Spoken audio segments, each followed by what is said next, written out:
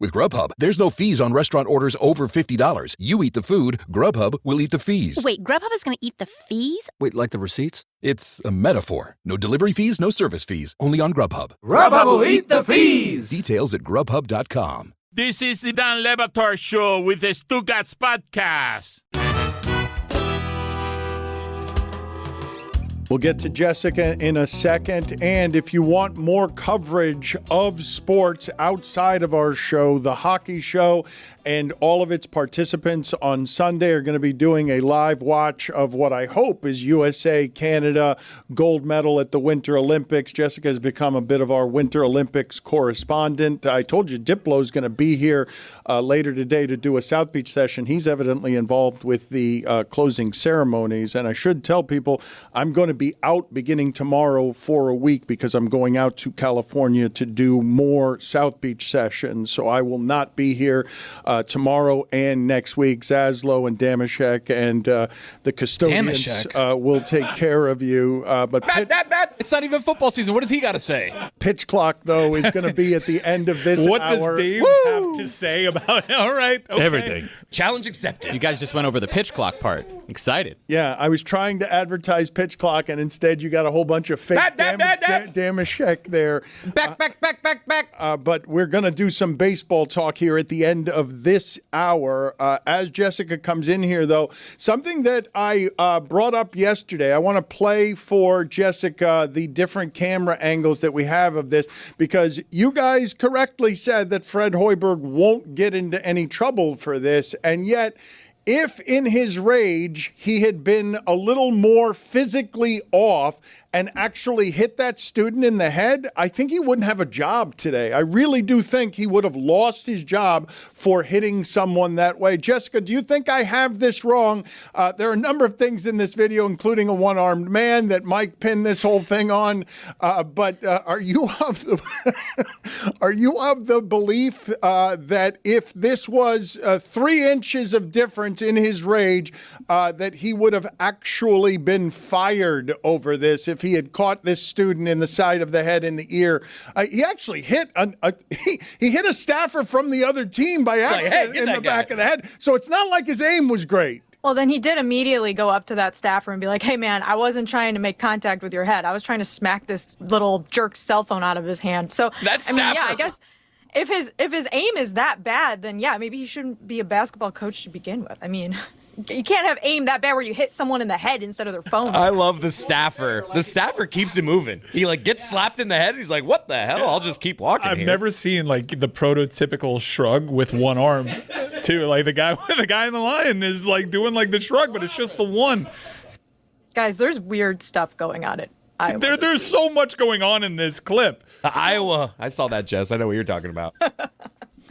You guys need to get Lucy on. Care to share with the class or not? No. Are you talking about the fraternity? Yeah, the house father that nobody can track down because exactly, it's that Mike. Scene in Weapons. It's like a cop going downstairs to a basement full of a bunch of people that are trying to join this fraternity, and the cops are like, "Everyone, take your blindfolds off. This is over," and none of them are doing it. They're all just like, "I will not stop doing this until I'm told to stop." White privilege, Dan. White privilege. There are also more important things going on in the world, like the allegations that have crushed the Reese's peanut butter cup community. What? We are still in agreement that is the best of the peanut butter cups that exist. They have never been made better than that. You were disagreeing with this. Nope, not even close. I'm out on Reese's, Dan. I want to say 10 years ago, maybe 8 years ago, was on a bit of a Reese's kick, and then all of a sudden I was like, I can't eat these anymore. I think I've changed. My taste buds have changed. But now I'm onto them because the heir of the Reese's company, or the founder of Reese's, his name's Brad Reese. He wrote a social media post and said Hershey's has changed the recipe, and this is extremely disappointing to him as, someone who has the Reese last name Dan, and I'm with him because something's changed. They've changed the peanut butter, they've changed the chocolate. It's terrible now. I can't eat them. I eat Justin's peanut butter cups. I have one every single night, and that is how I satisfy my sweet tooth. Okay, so you're doing either almond butter or sun butter. You're doing it slightly healthier. What is sun butter? What is that? It's not sunflower It's seeds. not that milk, right? You're doing something that's dairy free with that, or No, dark chocolate? They're just better. They're just a higher quality. They're just more delicious. They taste like peanut butter cups. The Reese's cups no longer taste like chocolate covered peanut butter. They're just sugar. Yeah, Brad Reese all they says taste like. that they've replaced milk chocolate with compound coatings and the peanut butter with peanut butter style creams across multiple Reese's products. I mean, this is an affront to America. Sounds awesome. He's right. He's 100% right. He is right. He's 100% right. Processed food is a What problem. is peanut butter style cream? What is that supposed to mean? Whole milk chocolate. I didn't realize until Jessica did that particular gymnastics routine around Reese's that the Reese's weren't plural. I didn't realize until right now that it was possessive, that it was one Reese who then becomes Reese's only when you make it possessive. I thought it was a family. Yeah, but also or when you why talk are about PCs. But why are you and Jess calling it Reese's? It's Reese's. The guy's name is Reese. It's here we Reese's. go again. Here we go. I'm on Team Zaz. It's Reese's. You're being racist. I don't call you Smetanis. You're Smetanas if it's plural, if possessive.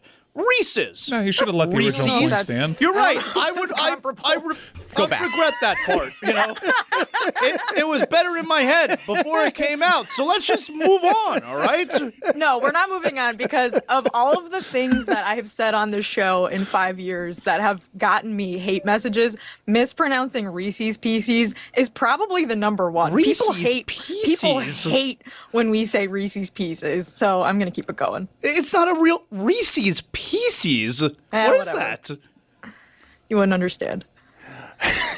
It's a candy that I no longer eat. I mean, actually, the Pieces aren't that bad. Those are still Pieces? the Love a hard Piece. candy-coated Pieces. are Jess, still where do you good. stand on calling these chocolate candies? Because that's not what a candy is. It's chocolate. No, it should be apparently- divided. Chocolates and candies. I don't consider a Hershey Kiss a candy. I consider it a chocolate. Yeah. It's the opposite. So apparently you can only call it milk chocolate if it has like a certain percentage of chocolate in it versus you can call anything candy because it's candy. I don't know. I read all of this morning. This is where like the Maha stuff, we get in the weeds with it because like, yeah, there's an element of, yeah, what the hell are they putting in Reese's cups? I want peanut butter and chocolate to it. But then it's also like, I think measles should be eradicated. So I'm not really entirely with you there.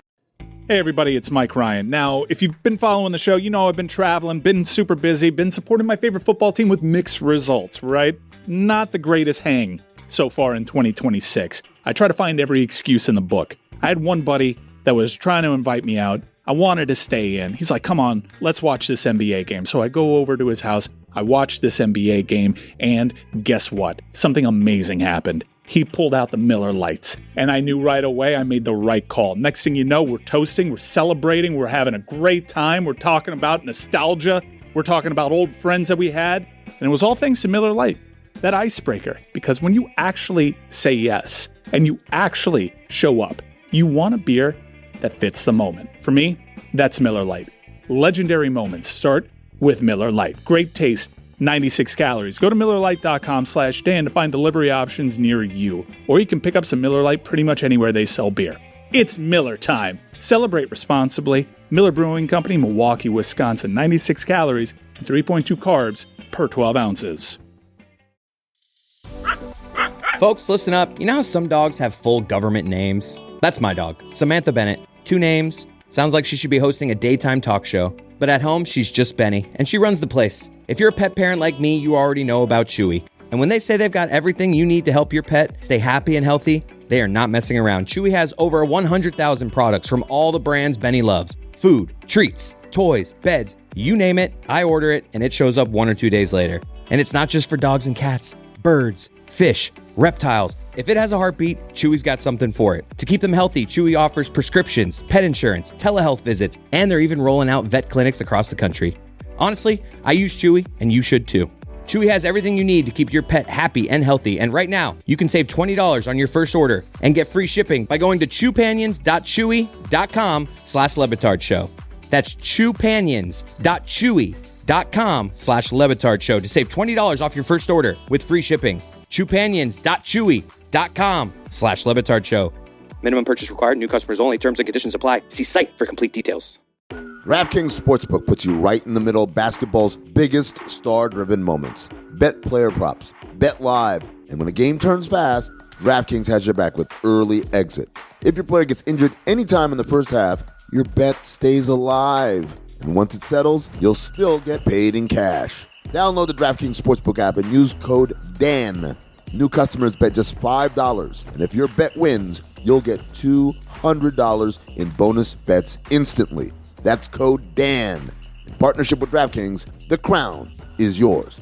Gambling problem? Call 1-800-GAMBLER. New York, call 877-8-HOPE-NY or text HOPE-NY. Connecticut, call 888-789-7777 or visit ccpg.org. On behalf of Boot Hill Casino in Kansas, wager tax pass-through may apply in Illinois. 21 and over in most states. Void in Ontario. Restrictions apply. Bet must win to receive bonus bets which expire in 7 days. Minimum odds required. For additional terms and responsible gaming resources, see dkng.co/audio. Limited time offer. Dan Le Batard. I don't like Smetty either. Stugotz. Women stay home in the kitchen where they belong. This is the Dan Le Batard Show with the Stugotz.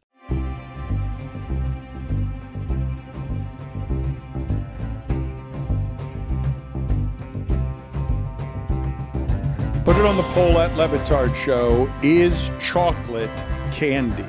Yes or no? Because I do think of chocolate as candy, but Mike is making it its own category. He's saying it's not candy, it's chocolate. Are you considering vanilla candy? Ooh. I don't.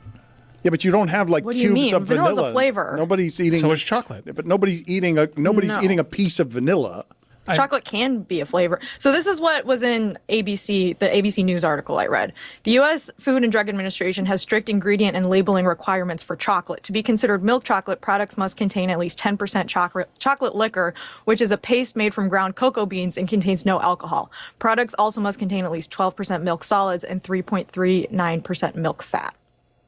I think these are different things. I think there's a chocolate bar and a candy bar. Those are the same thing. A chocolate bar is a candy bar. What do you mean? Wait a minute. Hold on a second. A candy bar, it's not always chocolate because you have some that are just made of nuts. But I think of candy bars as being chocolate bars. I view them as two different worlds. Wow. So if somebody hands you a Hershey's with no almonds, so it's just the chocolate. That's not a candy bar. No, it's a chocolate. Wow, that's interesting. Well, no, apparently not anymore. Apparently now it is a candy bar because there's not even that much chocolate in it. Okay. That's the allegation Well, here. if we're getting technical, then yeah, but I totally siloed the two things. Well, what would you call Baker's chocolate? Using for chocolate chip cookies. Good question, Roy. I don't know what that means. He stumped all of us. I don't know what Baker's chocolate means. Roy, I don't know. Means, like there's a specific percentage of cocoa in it because certain recipes, there's bittersweet, there's semi-sweet, there's dark chocolate, and you have a certain percentage of so we're chocolate talking chocolate chips? Could you repeat the question? Because I'm pretty sure I should have answered cookie. Is there 13 there's of no them? There's no filler product in it. I'm going to say cookie. Chocolate. That's why it melts better. Yeah, you would use Baker's chocolate for chocolate chip cookies. I don't. Okay. Yeah, I don't use candies. I think what Baker's chocolate is, and I don't want to get stuck in the muck. Do you know what Baker's chocolate is? I think what it is a chocolate that's so dense and bitter that you use it for cooking, and it needs to be cooked. Otherwise, it doesn't taste quite like chocolate. It tastes like chocolate. You mean it's just chocolate, though. It's not like there's no like stabilizers in it. But I don't think people eat Baker's chocolate. You're the one who actually bakes, so that you can help us with this. But I thought that nobody would eat Baker's chocolate without it being baked. No, it's just like a chocolate bar. I mean, the flavor isn't what you would associate with like a Hershey's bar. And you like those gourmet chocolate bars you get at the store that have like all the fillings and stuff in it. Those are better just to eat out like as a brick of chocolate. But because Baker's chocolate can be pretty bitter, Dan, depending on the percentage. Yeah, Baker's chocolate is going to be a little more like the unsweet type of chocolate. It's unpleasant to you. It's not as much of a tasty treat like a chocolate candy bar would be. Cocoa. I don't think it's cacao. I've never seen that product in my entire life. I've been a Baker's semi-sweet chocolate square. There's other brands Look at of that it. candy. Looks like something my grandma would eat. There's like Ghirardelli bars. Those are goated. I love Ghirardelli. I have a lot of Olympics to cover here before we get to pitch clock here. And when I say I have a lot of Olympics to cover, every single time I walk past the television anywhere in public, the only event going on is curling. How many different kinds of curling are there? Why is everyone curling? It's amazing, Dan, because there's the men's curling, there's the women's curling, and then there's the mixed team curling, which the U.S. won silver in. It was very exciting. But I think the unfortunate thing about curling right now, Dan, is that this cheating scandal has kind of rocked the world of curling. Chris Cody and I were talking last week about how curling is this quote-unquote gentleman's sport. That, relies on a lot of trust and understanding of the rules. It's not a highly legislated sport like, the NFL is, for example. There's a little bit of like a code, a curling code of conduct that everyone kind of agrees in. A social contract, if you will, in the sport of curling. But last week, Sweden accused Canada in men's curling of touching the stone past the hog line. A double touch. Double touch, Dan. You know about that double touch? And past the hog line, Dan. And it rocked the curling world. And then apparently there were, Swedish people in the stands taking videos from a specific angle that normally wouldn't be on camera to catch the Canadian team doing it.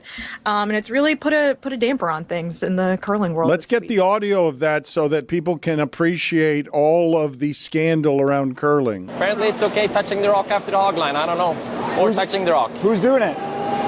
You don't know it? Who?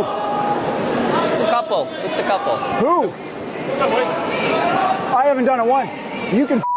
You haven't done it once? I haven't done it once. Okay. I'll show you a video after the game. How about you walking around on my peel in the last day and dancing around the house here? How about that? Come on, Oscar. Just showed you a video? I don't give a. They were standing here. They didn't call it. I mean, it's intense. Icy, it's intense, if you will. And very good one. I've also heard people be like, hey, the Swedish guy shouldn't have done that. You should have just talked to the ref or the official and not confronted him like that. That's against the spirit of curling too. And to be clear, I know almost nothing about curling. I couldn't be further from an expert on curling. I've been watching it nonstop for 14 days, but this is not my sport. So I have a take on it, Dan? Yes, I would say stop touching the stone past the hog line, and we're all good here. You know about that hog line?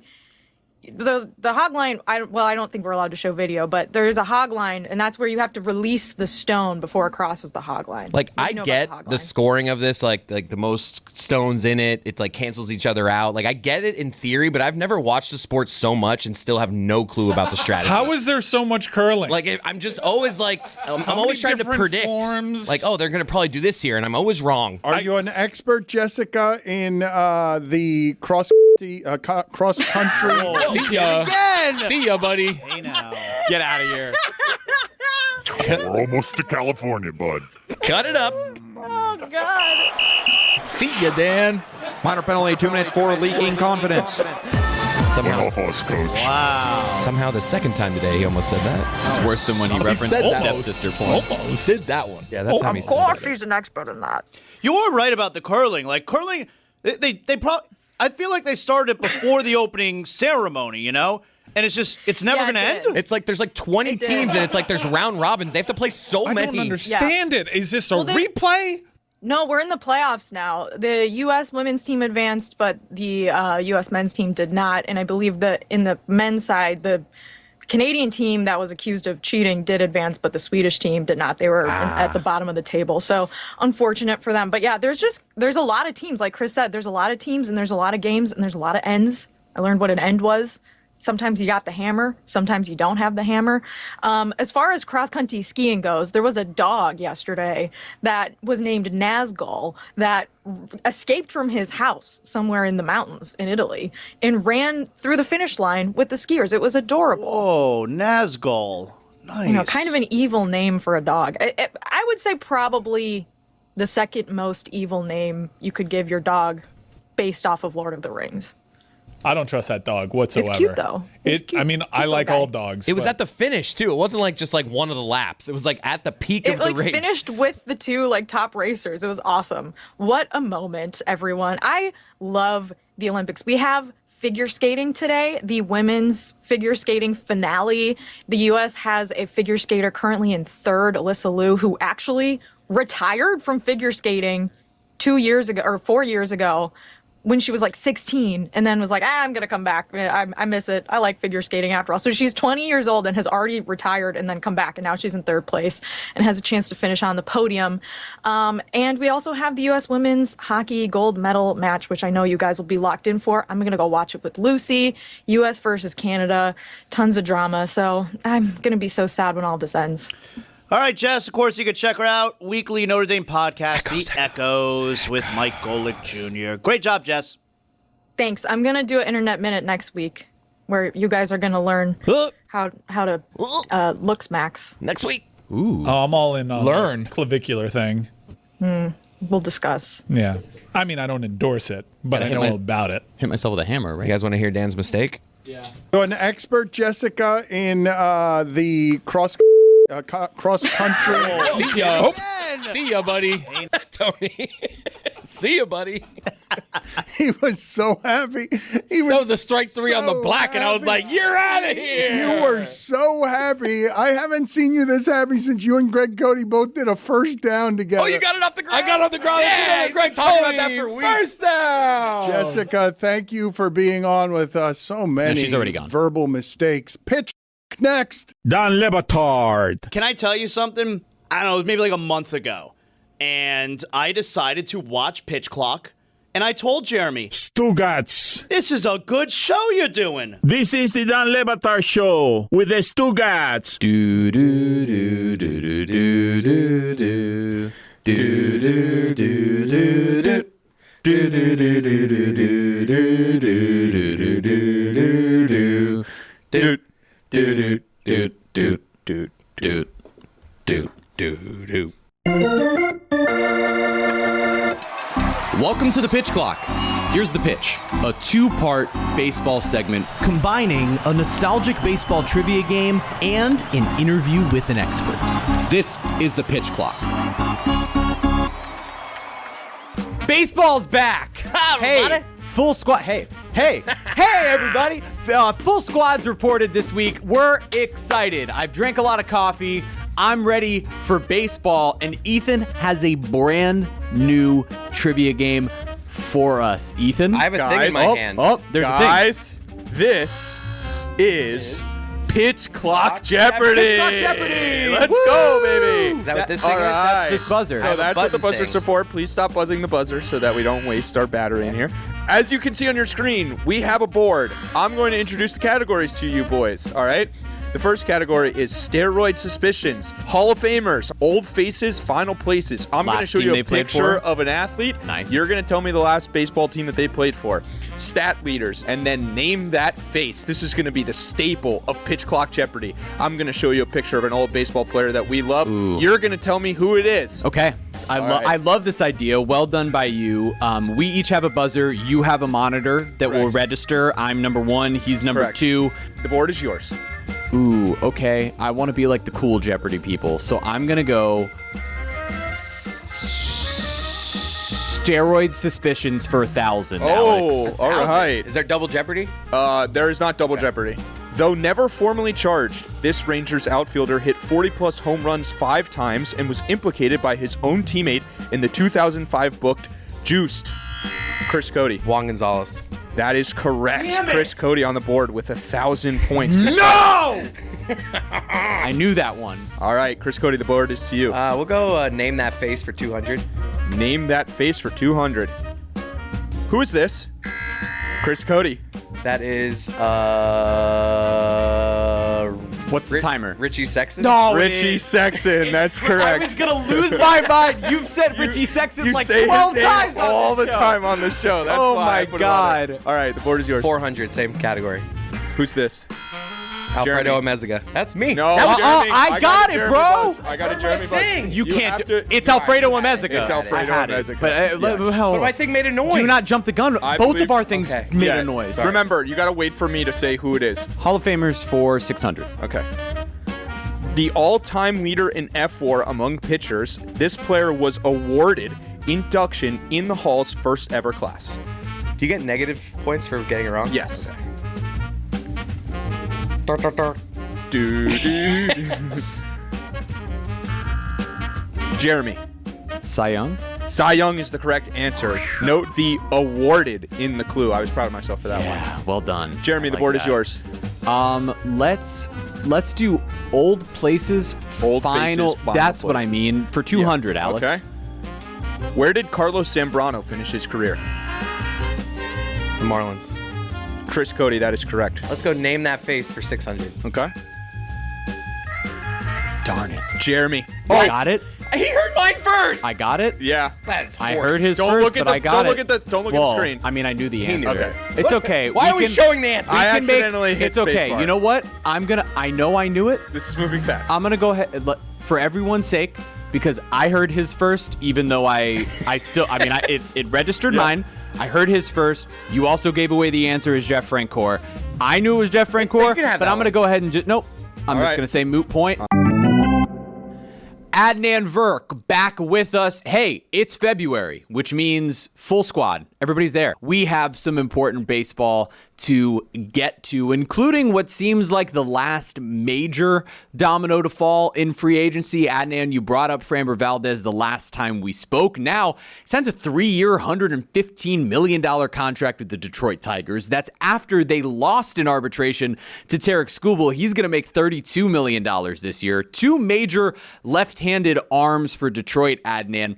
What does this all mean? When you talk about the money, when you talk about how it could shift things in the American League, what did you make of this Valdez signing and how it impacts baseball? Here's what it means. The Tigers realize that Tarek Skubal is a goner after this season. If they were going to keep him, they would have, right? And there's a reason why he went $32 million in arbitration, because he wants a 10-year, $320 million contract, and they're not going to do that. So they tried to go cheap in the arbitration, $19 million. How are you going to win that case? What possible criticism do you have of Skubal, who's a two-time Cy Young Award winner back-to-backs? Of course he's going to win the case. He gets his $32 million, and rather than saying, well, let's just trade Skubal or punt on the year, no, we're going all in on this season and try to win a World Series. And even if Skubal leaves, hey, he gave us a World Series and then he left. At least we can stomach that. We'll give you 3 years, almost $40 million a year, which is a ton of money for Framber Valdez.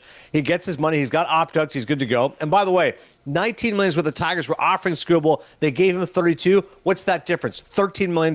That's what they give Justin Verlander to come back, the future Hall of Famer at the age of 43. He can be your number 4 or number 5 starter after Jack Flaherty and Casey Mize.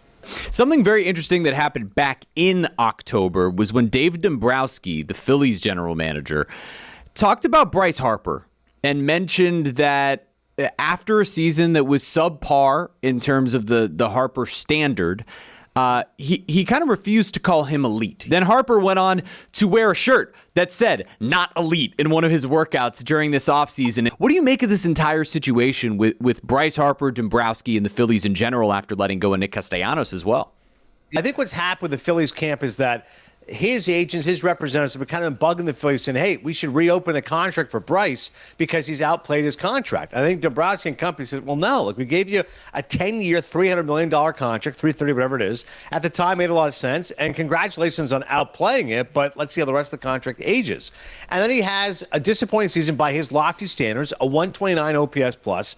He only hit like 261, 844 OPS. And so Dave knows exactly what he's doing. He's like, you know what? I'll use the media to make my point, and maybe this will motivate him and say, listen, he's a good player, big part of our team, but he was not elite. Whether or not he can be elite, that's up to him. So he clearly knows what he's doing. Dave knows how to work the media. And Bryce Harper, to his credit, isn't going to take any crap and says, well, hang on a second. I've sacrificed for this team. I worked my butt off, and you're going to call me out in the media? Like, I don't need that motivation.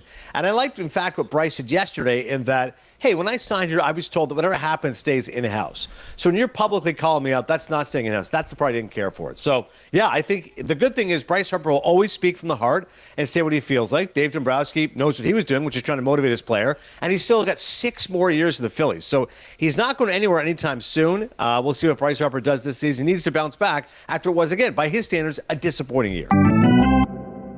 Well, I'll do name that face for 800. Okay. Who's this? Jeremy. That's Cesar Asturis. Correct. Wow, I didn't know how good you guys would be at this one. Name that face. Come on. All right. Name that face for 1,000. Baby. For 1,000. Who's this?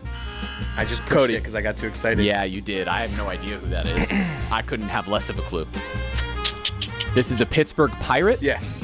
Well, I mean, yes. I'm just Played describing for the teams. audio audience. That was his that went on. I didn't push mine. That was That's Cody's. not true. Oh, now mine. Now you get mine. Now mine works. This is. Do you have a guess? Quantrill. No. That's not Cal Quantrill. It's Rod Barajas. Let's go with Old Faces final places for 400. Okay. Where did Aramis Ramirez finish his career? That is a difficult question. Cody. Brewers. Jeremy? No. The Pittsburgh Pirates. Yeah, I'm going to go ahead and let that just be a negative 400 for you. Yeah. Okay. All right.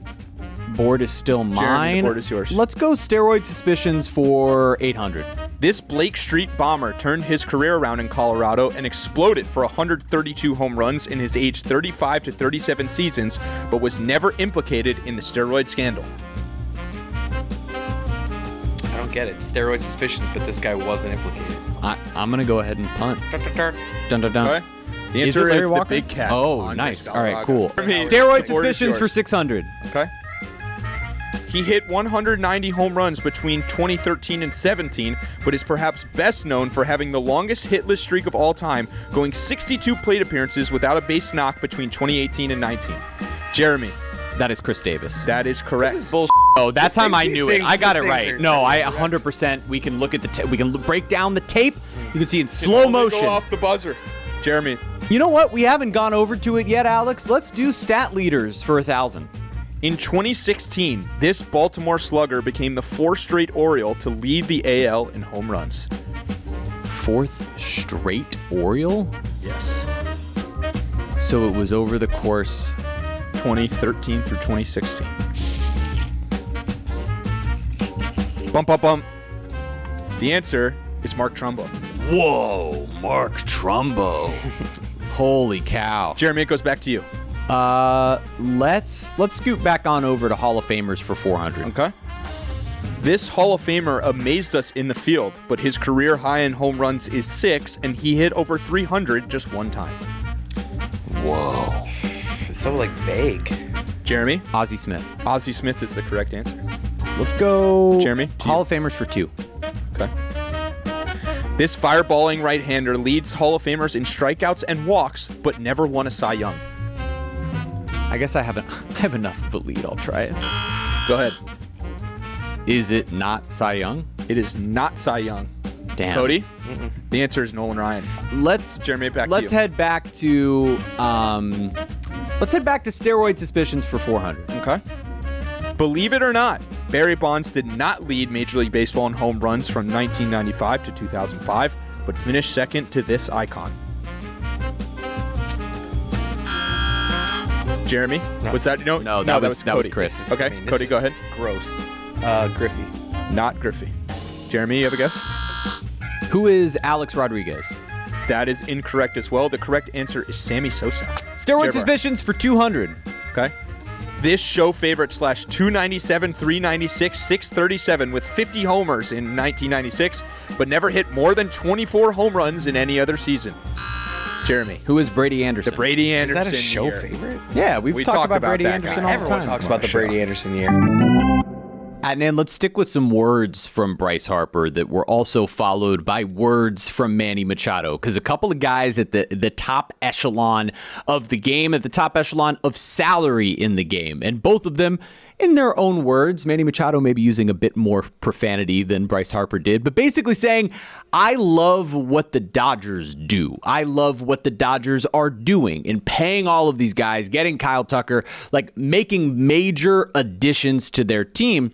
It was really interesting to me to see these two guys in particular, who have major contracts, who play in the National League, putting voice to we love the Dodgers and their spending, specifically going into a season like this one, which we all know is coming up against the CBA.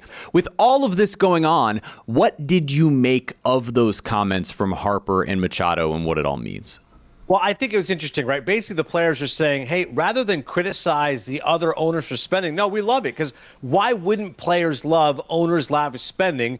If the Dodgers are spending, that means other teams should spend. That means players make more money. So it kind of makes sense what Manny Machado is trying to say. Like, yeah, I love it, man. These guys go out there, they get after it. The Padres thought they could contend with the Dodgers in terms of payroll. That's now changed with ownership differences. And now there's $150 million in difference in payroll with San Diego and LA. It's even crazy.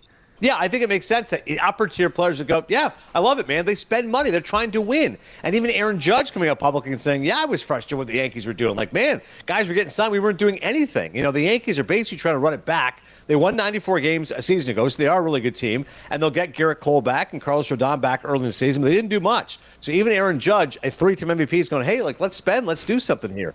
And with regards to Tony Clark, I mean, I did not see that coming. That was definitely a surprise. Again, I mean, for him to step down, I guess the good news is for the players it's happening in February rather than October, because we all know the CBA is expiring on December 1st. But Bruce Meyer has been the guy in terms of negotiating the contract, so I guess he'll take a larger role. I would imagine it'll be kind of his role. But, yeah, that was pretty surprising. Tony Clark out. Let's talk about actual Major League Baseball headed into this spring training. So we're just a couple of days in now, and Adnan, narratives-wise, every team has different expectations. I want you to give me one team as we head into this spring that you believe is being overrated and another team that you believe is being overlooked.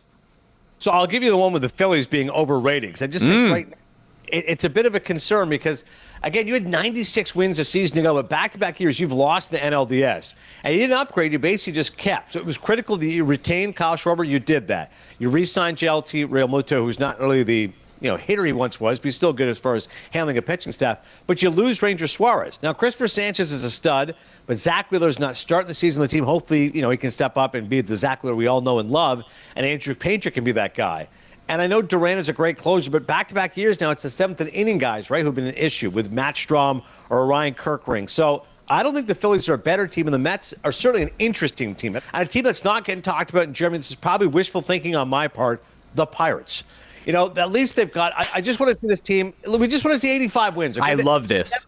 Listen, 71 and 91 a season ago. So I don't think it's inconceivable a 10-win improvement just to get them to 500, at least in the conversation around the third wild card. Skeens is a stud, we know that. Jared Jones back at some point. Mitch Keller's amazing. Connor Griffin's the number one prospect in all of baseball. Connor with a K. He's going to get called up at some point. And offensively, they signed a few guys. Ryan O'Hearn was signed. He can hit you 20, 25 home runs. Marcelo Zuna, El Oso, Big Bear. This guy had 35 home runs 2 years ago, so maybe he can hit you 30 home runs. They've got Brandon Lau not coming up for the Rays. Maybe he can hit you 30 home runs. So they've got a few bats now, and maybe this is the year O'Neal Cruz figures this out. Brian Reynolds is still there. Listen, Pirates 500. I'd love it.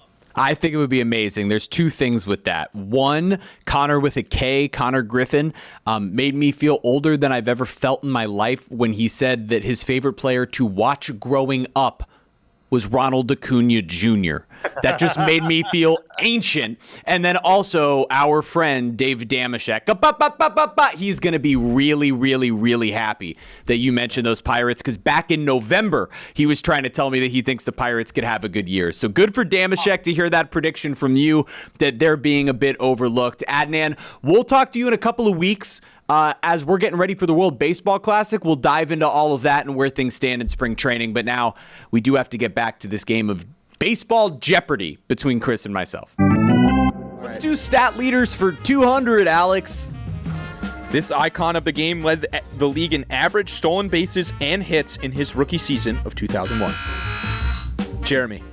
Chris. Ichiro is the correct answer.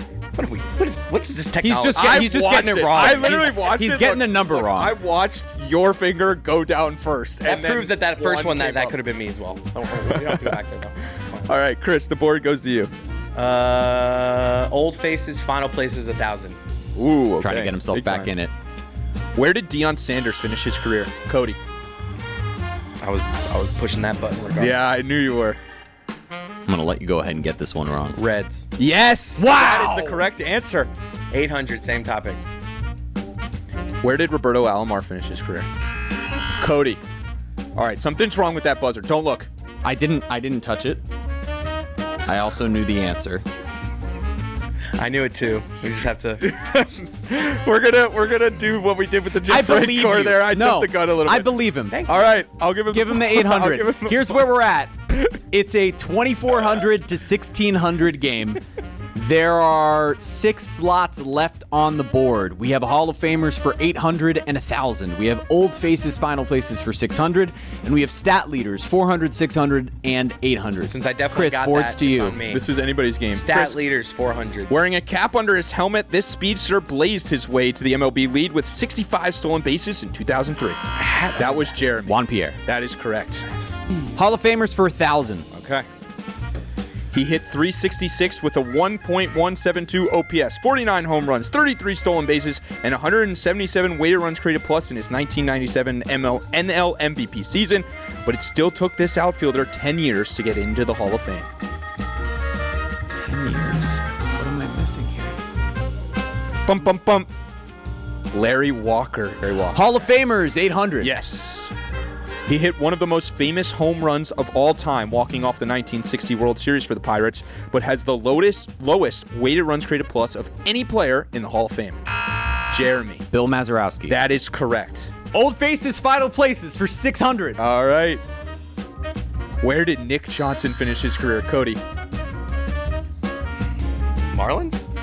No. I know he was on the Jeremy. Oh, why did I do this? Yankees?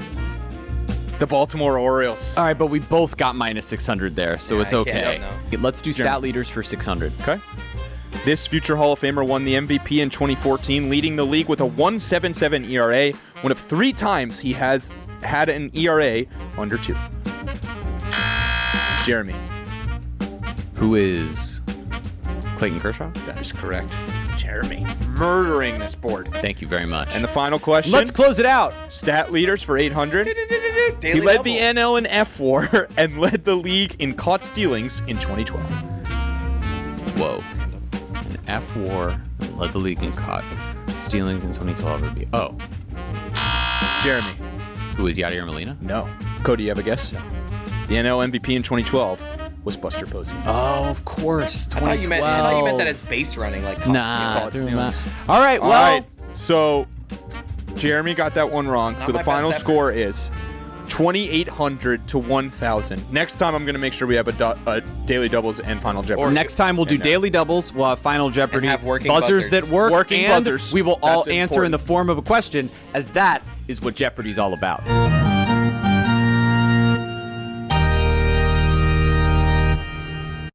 Hey everybody, it's Mike Ryan. Now, if you've been following the show, you know I've been traveling, been super busy, been supporting my favorite football team with mixed results, right? Not the greatest hang so far in 2026. I try to find every excuse in the book. I had one buddy that was trying to invite me out. I wanted to stay in. He's like, come on, let's watch this NBA game. So I go over to his house. I watched this NBA game, and guess what? Something amazing happened. He pulled out the Miller Lights, and I knew right away I made the right call. Next thing you know, we're toasting, we're celebrating, we're having a great time. We're talking about nostalgia. We're talking about old friends that we had. And it was all thanks to Miller Lite, that icebreaker. Because when you actually say yes and you actually show up, you want a beer that fits the moment. For me, that's Miller Lite. Legendary moments start with Miller Lite. Great taste. 96 calories. Go to MillerLite.com/Dan to find delivery options near you. Or you can pick up some Miller Lite pretty much anywhere they sell beer. It's Miller time. Celebrate responsibly. Miller Brewing Company, Milwaukee, Wisconsin. 96 calories and 3.2 carbs per 12 ounces.